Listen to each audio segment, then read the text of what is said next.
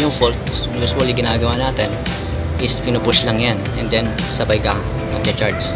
Ibig sabihin nun, ang circuit breaker mo ay sarado at naka-discharge. Sa close contact, kailangan pupunta natin ng dispositions. Okay?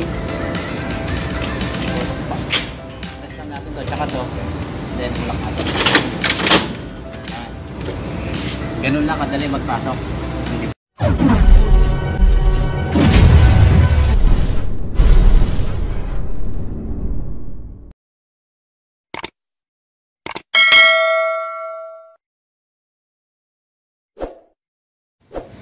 Ngayon mga masters, andito tayo sa LVSG room o low voltage switchgear area. So andito tayo ngayon para i-share na rin natin sa mga tropa nating electricians itong ECB operations, kung paano ka ba nag-operate yung tinatawag na air circuit breaker. Okay, so meron tayo dito ang sample. Sa ngayon ito ay naka-disconnect kasi nga ito ay spare, so ito yung gagawin nating sample sa ngayon. Okay, so dito makikita natin is yung kanyang model. So Master Pack NW10H1. Dito makikita na rin natin yung kanyang brand o square dish yan. And then meron siyang reset button. Yung kanyang reset button usually dito natin makikita kapag nagkaroon ng ground fault tsaka short circuit, kasi itong button na to, itong red na to, nagpa-pop out yan palabas. So para ma-reset natin yung fault, usually ginagawa natin is pinupush lang yan and then sabay ka mag-charge. Okay, so dito makikita natin yung kanyang microcontroller. So ito ay binubuo ng ABC. So ibig sabihin ito yung kanyang line 1, line 2, line 3 o tinatawag na phase current. So dito makikita natin kung ilang percent na yung loading. Okay, so dito makikita natin yung percentage. Makikita na rin natin dito yung kanyang loading per phase current o per phase. Okay, so dito sa baba makikita natin meron siyang protection. So meron siyang long time, short time, instantaneous, tsaka ground fault. Ibig sabihin pinaka protection itong ECB na to. So lahat ng yan ay nakaset na. Okay, lahat ay ito nakaset na. So depende dito sa system or sa loading. Diyan binibase kasi ang tamang setting pagdating sa protections. Ngayon mga masters, kailangan naman natin maintindihan yung tamang control indications pagdating dito sa ECB. Okay, so itong push button na to tsaka itong on button na to, red and black, dito tayo mag-focus ngayon kung paano nga ba nag-ooperate yan. Okay, so dito sa kanyang indications ay merong 5 indications para malaman natin ang status ng isang circuit breaker o ECB na to. Okay, sa ngayon dahil hindi siya ginagamit at spare ito, nakikita natin naka-off tsaka discharge. Okay, so ang ibig sabihin yan, yung circuit breaker natin ay open at tsaka naka-discharge. Pangalawa, kapag nakita mo naman ang circuit breaker mo ay naka-on dito at naka-discharge dito, ang ibig sabihin nun, ang circuit breaker mo ay sarado at naka-discharge. Okay? Pangatlo, kapag ang circuit breaker mo ay may nakalagay na off at nakalagay dito yung charge na nakalagay okay tapos cancel, ang ibig sabihin nun, yung circuit breaker mo ay open at hindi siya ready para mag-close. Okay? Pang-apat, kapag yung circuit breaker mo ay naka-on dito at dito naman ay naka-charge tapos makikita mo yung okay na naka-cancel, ang ibig sabihin nun, yung circuit breaker mo ay naka-close, naka-charge pero hindi siya ready para mag-close. Panglima, yung panglima naman, kapag nakita natin na naka-off at naka-charge tapos nakalagay okay na hindi siya na-cancel, Ibig sabihin nun, ang circuit breaker natin ay open, naka-charge at ready para mag-close. Okay, so take note mga masters, meron tayong 5 indications na sinabi ko kanina. Okay, so ang gagawin naman natin ngayon, since nalaman na rin natin to, bago tayo mag draw out tsaka draw in, or tinatawag na rack in rack out, kailangan malaman natin tong indications na to. Okay, dito kasi natin makikita yung tamang pag-identify ng isang circuit breaker positions. Okay, so dito makikita natin yung arrow. Yung arrow na yan, kapag yung arrow na yan nakatotok sa taas, ang ibig sabihin close contact. Okay, so ibig sabihin nasa connected positions ka. Tapos kapag yung arrow na yan nakaturo dito sa test, ibig sabihin nasa test positions na yung circuit breaker mo. Kapag sinabing test positions, usually yung kanyang contact ay naka-open yan ng 26 mm busbar to busbar. Okay, so dito naman kapag yung arrow na to ay nakatutok dito sa baba, sa open positions, ang tawag doon nasa disconnected positions na siya. Okay, nasa disconnected positions na siya. Okay, so meron itong racking handle. Ito yung kanyang racking handle. Ayan. Ayan, so gagamitin natin ito mamaya.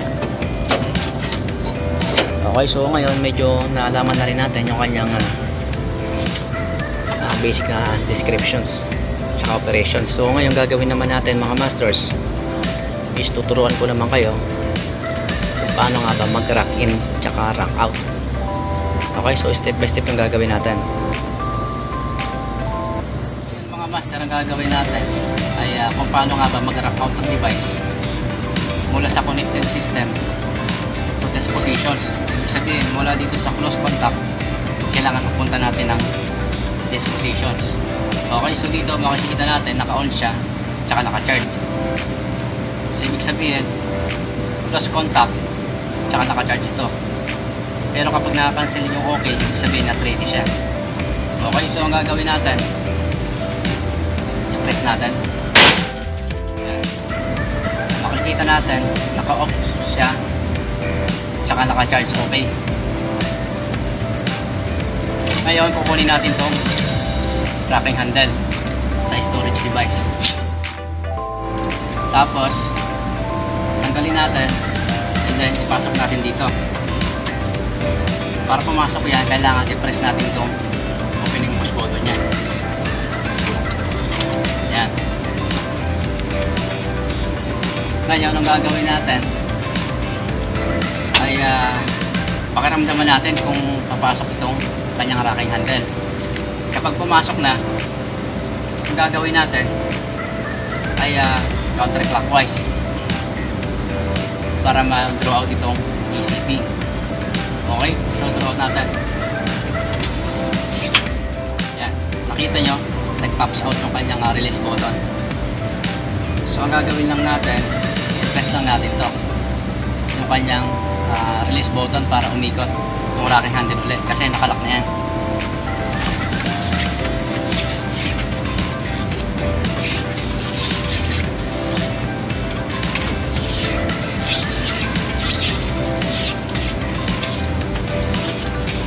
Yan, press lang natin.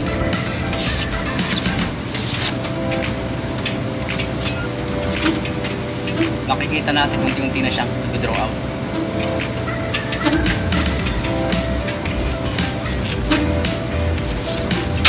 Yan.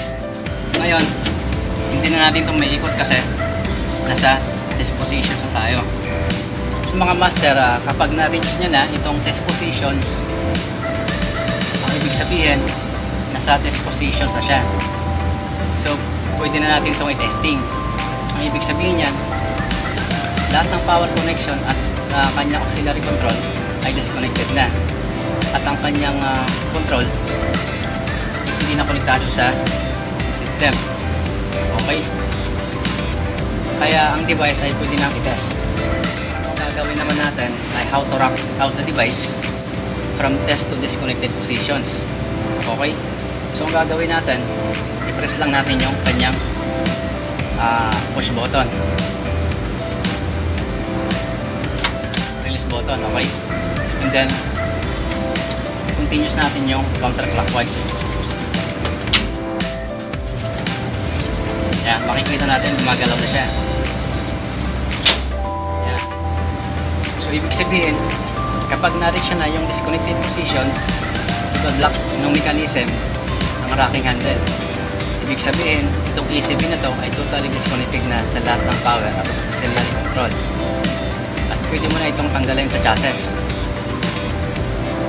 Okay, ngayon gagawin naman natin, pwede na natin ibalik itong kanyang rocking handle.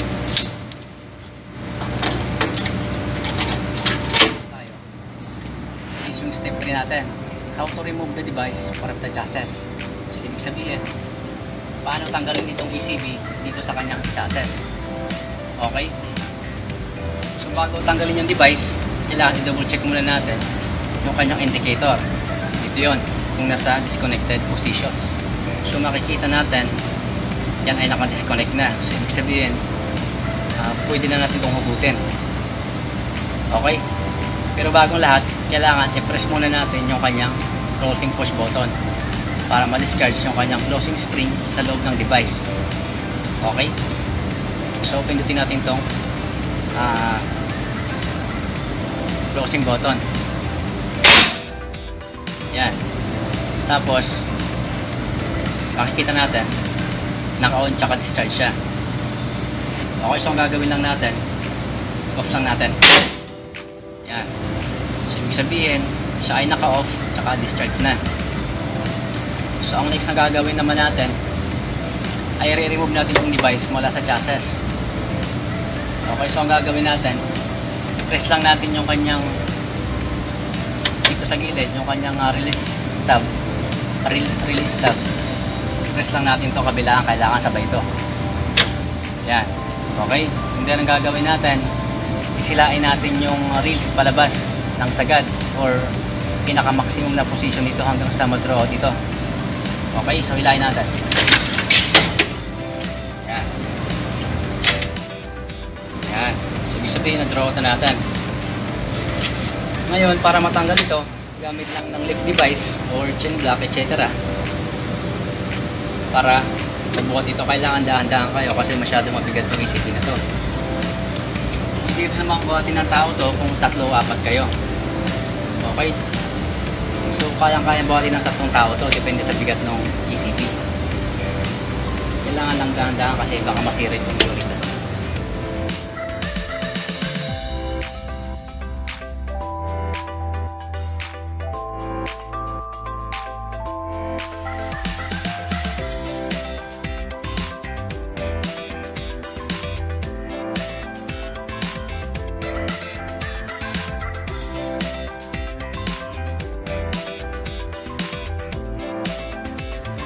So ngayon, ang gagawin naman natin, yung ating number 4 procedures. How to install the device in the chassis. Okay? So paano natin lalagay yung ECB pabalik. Okay? So ganito lang yung gagawin natin.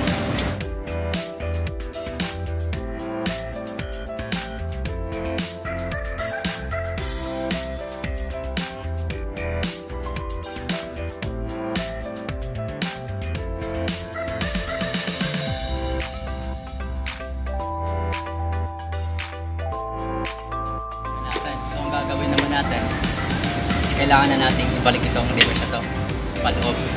So i-drawin naman natin. Kapag nalagay na yung device, pwede na itong ipasok pabalik gamit ang dalawang kamay. Itulak lang ng dahan-dahan ang device para di masira. Okay? So test lang natin to, tsaka to, then tulak natin. Yan. Ganun lang kadali magpasok ng device. Okay? Kapag naipasok na, make sure na i-check ang release tabs kung saan ang tamang position nito. Kapag okay na lahat, pwede nang i-connect ang device. So, check muna natin. Okay. So, okay na siya. Tingnan naman natin ngayon ay how to rock in the device from disconnected positions to test positions. Okay, so dito sa disconnected, ilalagay naman natin sa test positions. Okay, so ang gagawin natin, i-press lang natin yung opening push button at i-insert natin yung rocking handle. Okay, so kunin natin yung rocking handle. Yung kanina, pasok natin.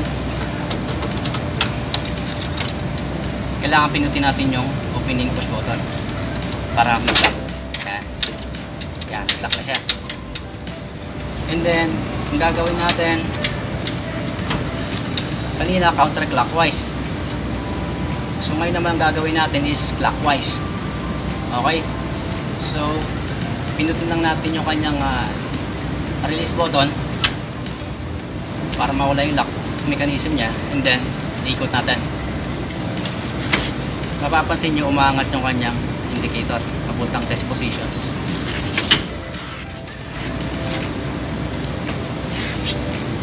Yan. Kapag na-reach yung kanyang test position sa indicator, bablock ng mechanism ang rocking handle. Okay? Ngayon, ang device ay nasa test positions na. Ibig sabihin, connected na yung kanyang auxiliary control at pwede nang i-test maliban sa power. Okay, di pa nakakonect ang kanyang power. So auxiliary lang yung sa taas, contact. So hindi pa yung power, okay?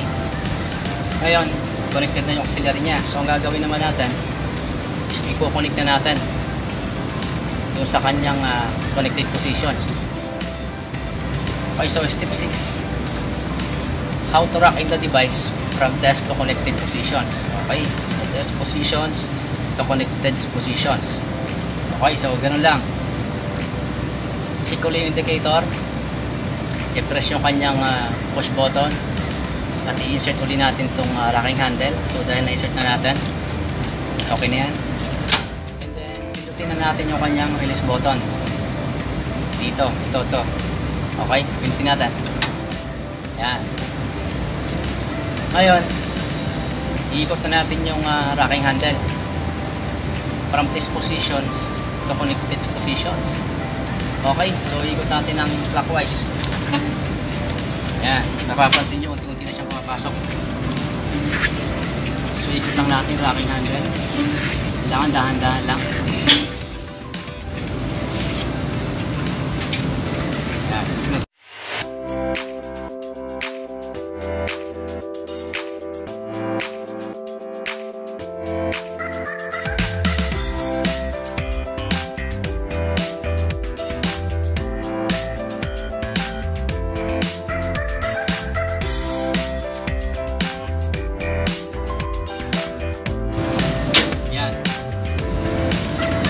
Na-reach na ng mechanism yung kanyang connected positions sa indicator, bablock na ng mechanism mga rocking handle. Ngayon, ang device ay nasa connected positions na. Okay? Base sa kanyang indicator. Ibig sabihin, ang power at kanyang mga auxiliary control ay pareho connected na. At ang device ay ready na itong for service. Okay, so kunin lang natin itong locking handle, pasok natin sa storage device. Yung mga master na ipasok na natin sa chassis. So ibig sabihin connected na siya based dito sa kanyang indicator na close contact. Okay, so ang gagawin naman natin ngayon ay how to manually charge and close the inner circuit breaker device. Okay, so paano nga ba i-charge? Okay, dito makikita natin naka-off tsaka discharge. Okay, so ang gagawin lang natin is ika-crank lang natin. 1,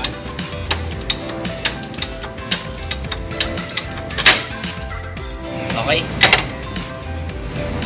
and then push natin yung push button. Yan, ibig sabihin yung kanyang contact ay naka-on na tsaka naka-discharge. Okay, so dito naka-discharge na siya kasi automatic itong nagcha-charge gamit yung kanyang automatic na motorized. Okay, so ganun lang mga masters.